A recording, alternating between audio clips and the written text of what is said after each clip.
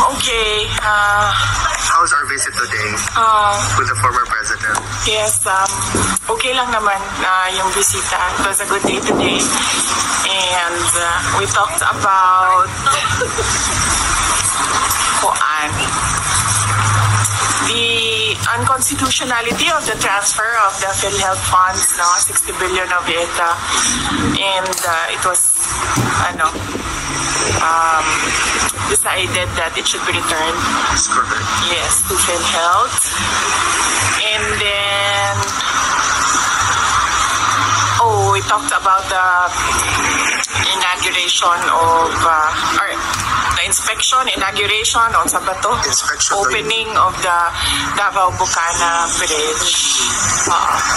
VP, what's the reaction of the former president and you yourself with respect to the unanimous decision of the Supreme Court 15-0 asking the government to return the funds to the PhilHealth Fund? Well, the Supreme Court is the final arbiter of legal cases in our country, and if they say that it is unconstitutional, then it is, and then it should be returned. Rightly so, because dapat ang pera ng PhilHealth ay binabalik or nire-reinvest balik sa health programs ng ating bansa.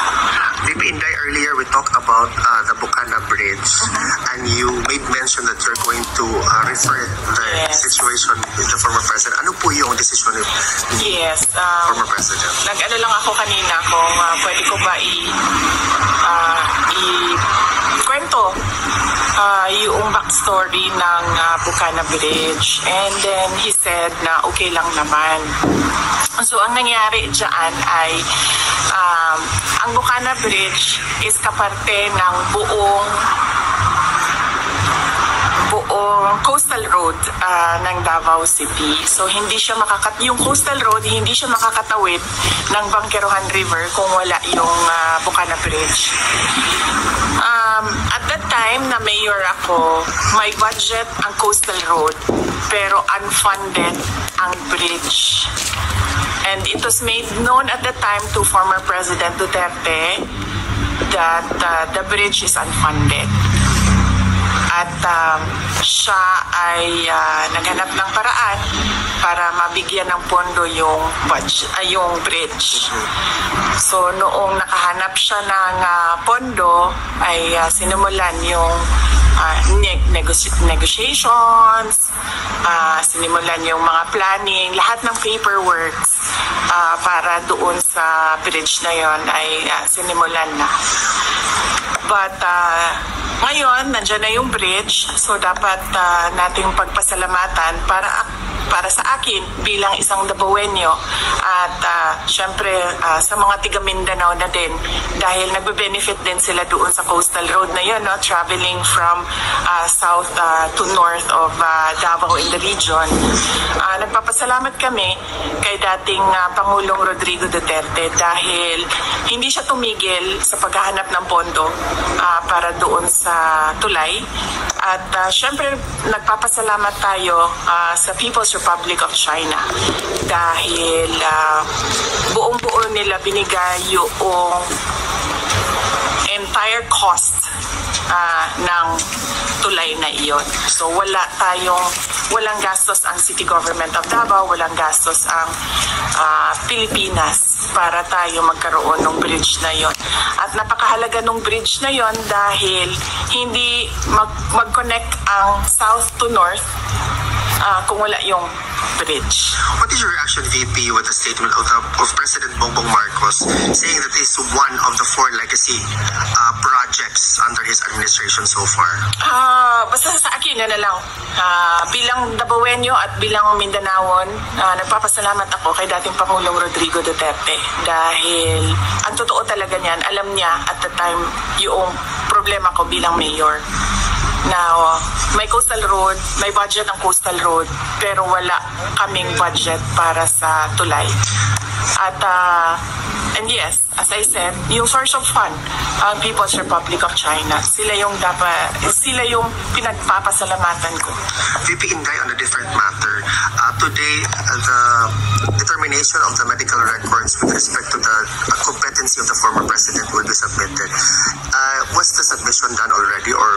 Wala akong, hindi ko alam no kung nasubmit na ba yung medical records. Ang siguro, tamang tao na sumagot kung ano yung nangyayari sa kaso ay si Attorney Nicholas Kaufman. VP, is there something that the former president wishes to relay or perhaps you want to relate to the Filipino people now na malapit na po ang Pasko? Malungkot ang Pasko natin dahil hindi natin gusto ang mga nangyayari sa ating bansa, lalong-lalo na yung mga iskandalo sa korupsyon at yung pag-aabuso sa posisyon at mga opisina ng gobyerno. Pero kailangan natin maging matatag. As Filipinos, we are known to be resilient. Kaya kailangan natin itawid itong Pasko na ito na merong pag-asa sa ating mga puso. At syempre, ipagdasal natin yon na mas maganda ang ating taong 2026 sa kung ano man yung dinaanan natin ngayong 2025. Thank you, VP. May question ba iba? Ma'am, pwede, may mga bali-balita po kasi na yung ibang media po is pinalalabas po nila na overpriced daw po yung nabili ng OBP na CCTV. Wala pong findings na ganon ang Commission on Audit. No, kung nakita ninyo sa statement ng Office of the Vice President, pinublish na yung report ng Commission on Audit at wala silang findings of any wrongdoing sa Office of the Vice President. In fact, meron silang binigay na unqualified opinion doon sa opisina ng Office of the Vice President.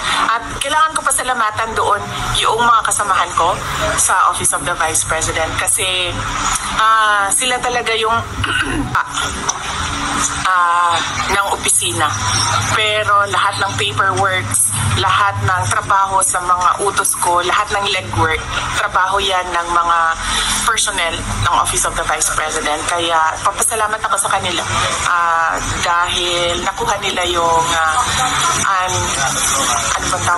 unqualified opinion. And by the way, congratulations kasi kayo po yung pinakamataas na ratings po. Class rating. Yes, opo. Nagpapasalamat din ako niyan sa ating mga kababayan no, na nakikita nila yung trabaho ko bilang Vice President at trabaho ng mga kasamahan ko sa Office of the Vice President at malaki ang kanilang tiwala sa kakayahan namin at yes, so nagpapasalamat ako sa mga kababayan natin. At kahit man na bumaba or tumaas yan, napapago-bago ang numbers, rest assured that the Office of the Vice President will continue to faithfully serve the Filipino people. One more, ma'am. Yes, ma'am. Any reaction, ma'am, kasi sabi po ni BBM is willing daw po siya makapag-dialogo sa inyo para daw po sa ito o unlad ng Pilipinas.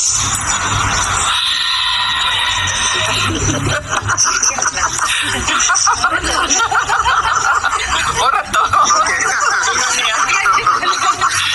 May iba pa bang question yan? Sige, go ahead. Ma'am, ano pong masasabi niyo kay Sandro Marcos na siya yung tinagulong po? Well, wala akong wala pa sa akin yung mga dokumento, ma'am, no? Hindi ko pa na-review yung mga dokumento. So, hindi muna ako mag-comment sa ganyan. Pero ang pwede ko pong i-comment ay madami talagang mga insertions ang iba't ibang mga congressman.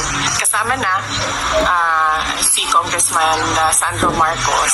At nakikita natin sa papel yun. Hindi siya chismis, hindi siya yung gawa-gawa lamang kasi nakikita talaga siya sa mga documents, yung mga insertions ng project. Thank you. VP, just one last question. Are you prepared for a possible impeachment complaint filed next year? Yes, we're about to release a statement about the impeachment, no? So, lalabas namin yan sa Monday. Tinatapos lang namin ngayon. Meron lang ako mga edits and amendments.